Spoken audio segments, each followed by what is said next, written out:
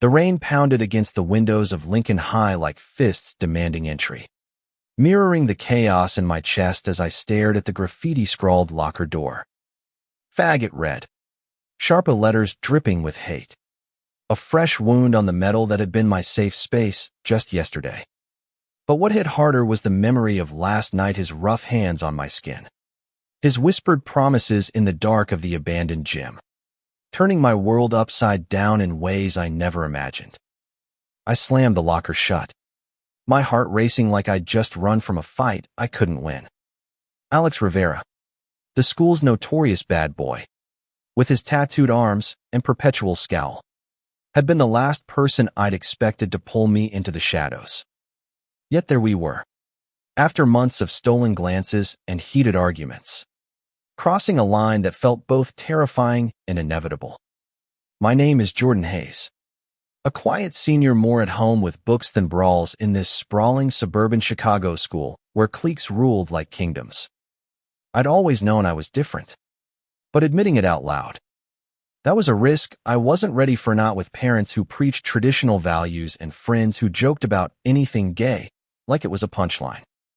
Alex, on the other hand, was chaos incarnate, expelled from 2 schools before landing here, rumored to deal in everything from cigarettes to secrets. His Mexican-American heritage making him stand out in our mostly white suburb like a storm cloud on a clear day. It started innocently enough, or so I told myself. We were paired for a history project on civil rights. Him slouching in the back row with earbuds in, me nervously outlining our plan.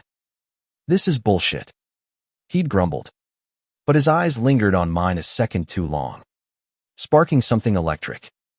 Arguments turned to late-night texts, shared cigarettes behind the bleachers becoming confessions under starlit skies.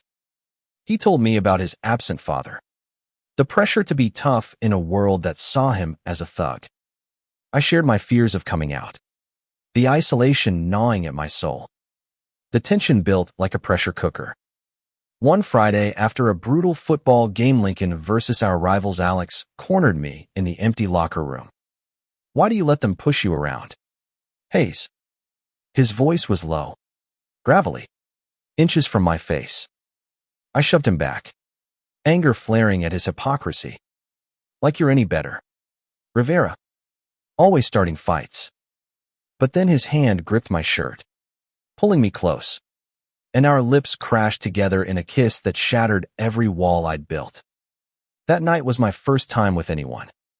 Clumsy, passionate, hidden in the gym's storage room amid forgotten mats and dusty trophies.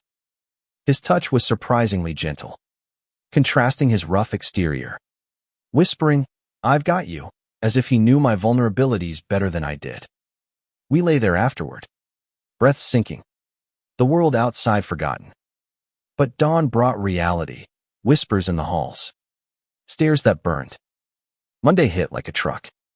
The graffiti was just the start. Notes in my backpack, shoves in the crowded cafeteria. Ferry boy, they sneered.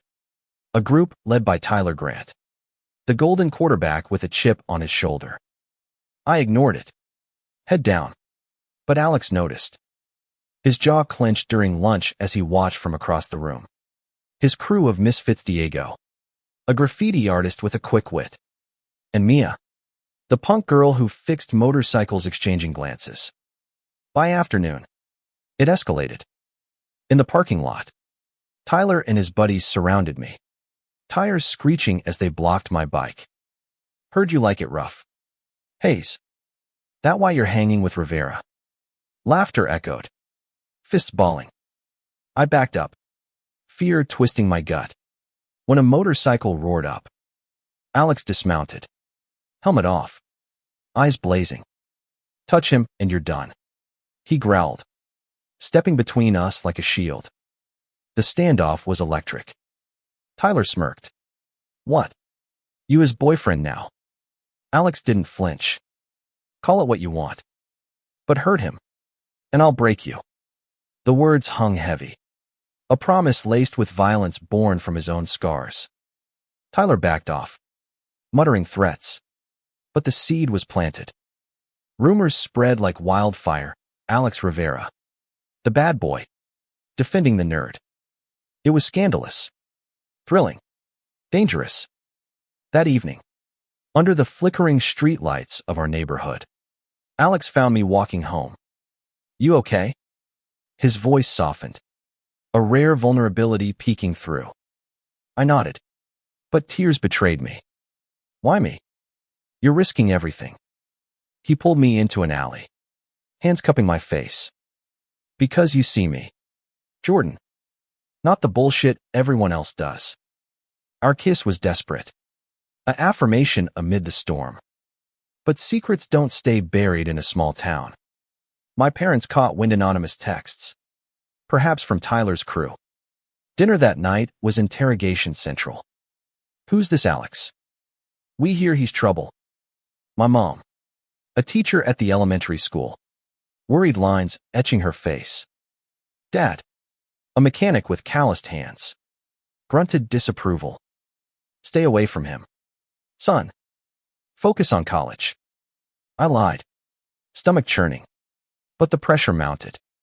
Alex's world wasn't easier. His mom worked double shifts at the diner, barely scraping by.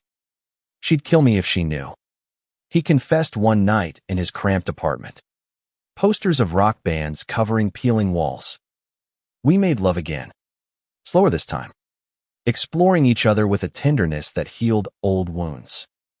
"I love you," he murmured, the words slipping out like a confession. My heart soared, but fear lingered. What if this blew up? It did, spectacularly. During the school assembly on bullying ironic. Right. Tyler outed us, microphone in hand. He joked about the bad boy and his boyfriend. The auditorium erupting in gasps and giggles. Principal Harlan, a stern woman with a no-nonsense bun, shut it down. But the damage was done. Whispers turned to shouts. My phone buzzing with hate. Alex exploded. In the hallway post-assembly, he pinned Tyler against the wall. "You think that's funny?" Fists flew, blood spattering lockers. Security pulled them apart. Alex suspended on the spot. I watched, horrified, as he was marched out, his eyes meeting mine with regret. "I'm sorry," he mouthed. Suspended. Alex vanished for days. I texted, called nothing. Panic set in. Was he done? Had I ruined him? Meanwhile, the bullying intensified. Notes turned to vandalism. My car tires slashed. Freak keyed into the door. Friends distanced themselves. Even my best bud Chris mumbling excuses. One stormy night, a knock at my door. Alex. Soaked. Bruises fading on his knuckles. I couldn't stay away. We talked for hours on my porch, rain masking our tears. He revealed his pasta-abusive stepdad who'd beaten him for acting soft, forcing the tough facade. "You make me want to be better, Jordan. But I can't change overnight." We plotted then, in whispers, coming out on our terms, fighting back not with fists but words. The next day, I confronted my parents. "I'm gay, and I love Alex." Shock. Silence. Then tears. Mom hugged me first. "We love you, no matter what." Dad took longer, but nodded. "Just be safe." Back at school, Alex's suspension lifted. We walked in hand. Gasps rippled, but we stood tall.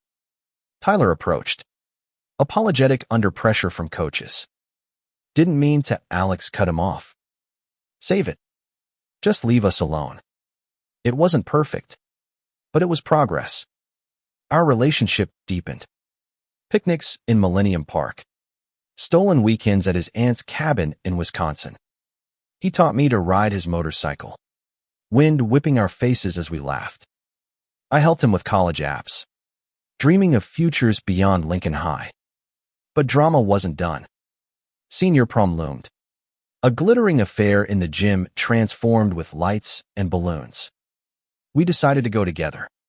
bold as brass. Whispers built. But so did support teachers like Ms. Ramirez, who pulled us aside. Proud of you boys. The night arrived. Tuxes sharp. Corsages pinned. As we entered, heads turned. Slow dance under the disco ball. Alex's arms around me. The world fading. You're mine, he whispered. And I'll break anyone who hurts you. Romantic. Fierce pure Alex. Then chaos. Tyler, drunk on smuggled booze, shoved us apart. This is disgusting. Fists raised. But Alex didn't swing. Instead, he stepped back. Not worth it. Security hauled Tyler out. The crowd murmuring approval. In that moment, Alex chose peace over violence. Growth shining through. Graduation came. Caps tossed high. We moved to the sit-time at Northwestern. Him at community college. Working toward mechanic certification. Challenges persisted, family tensions.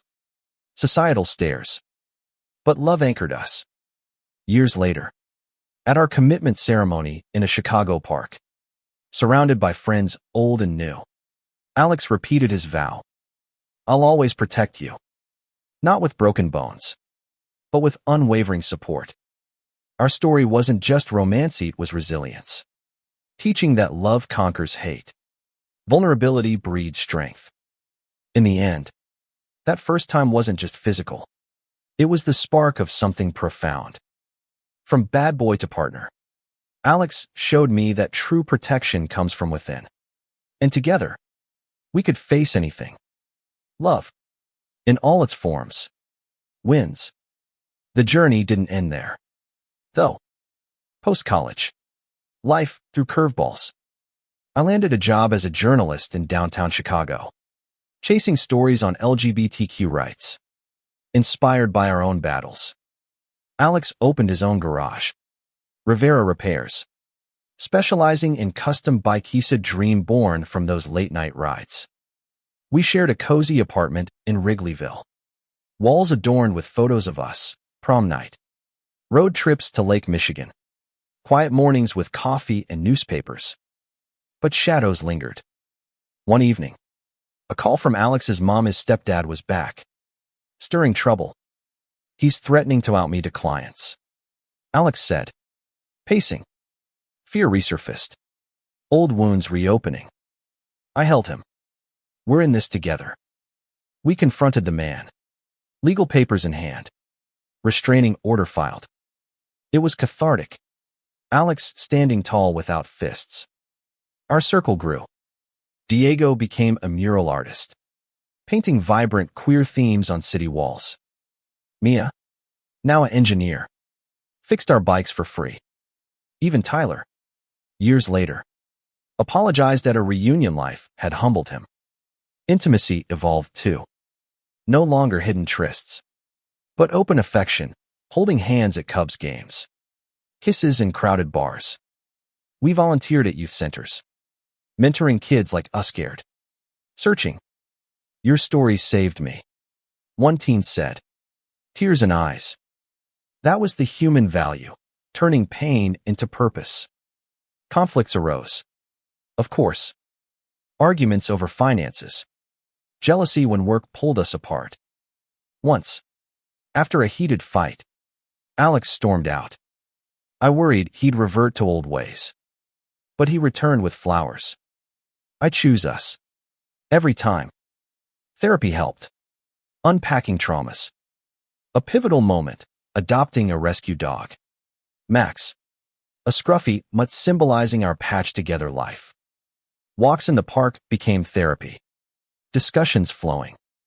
Remember that first kiss? Alex mused. Changed everything.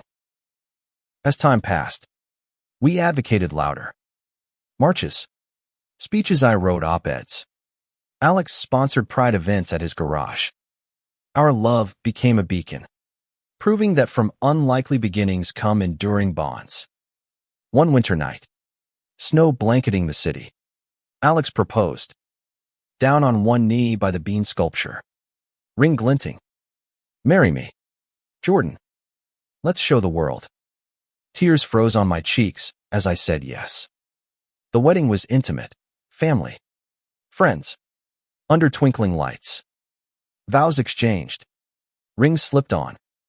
From bad boy to my hero. I said. He grinned. And I'll still break anyone who hurts you but with love now. Life flourished. Careers boomed. Travels to places like San Francisco's Castro. Absorbing histories. We fostered a queer teen briefly, offering the stability we once craved. Reflecting. Our story was kismet, two souls colliding in chaos. Emerging stronger. It taught empathy. That bad boys have hearts. Quiet kids have fire. Love isn't flawless, it's raw. Resilient. Transformative. In quieter moments. Tangled in sheets. Alex's hand in mine. I marveled at the path. That first time. A gateway to forever. And in his eyes, I saw our future, unbreakable. Beautiful. But every fairy tale has trials. 5 years married. A health scare hit Alex's mom diagnosed with cancer. We rallied. Nights in hospitals. Chemo sessions. She's family, I said, holding his hand. It bonded us deeper, reminding fragility. Recovery came. Celebrations followed. We bought a house in the suburbs. Full circle from Lincoln High. Garden parties with neighbors. Once wary, now allies. Professionally, I published a book, From Shadows to Light. Our story anonymized, but raw. It hit shelves. Inspiring letters from readers. You gave me hope. They wrote. Alex expanded his business. Hiring at-risk youth. Pay it forward. He said. Our dog Max aged gracefully. A constant companion. Intimacy remained passionate. Evolving with trust. Explorations in vulnerability. Whispers of dreams. Kids someday. He asked. We explored adoption. Hearts open. Challenges persisted, discrimination at work. Societal shifts. But we fought. Voices united. On our 10th anniversary. Atop the Willis Tower. City lights sprawling. Alex renewed vows. You're my everything. Emotion choked me. And you. Mine. Our legacy. Not just survival, but thriving. Proving love's power to heal. Protect. Endure. From that rainy locker to hear a testament to human spirit.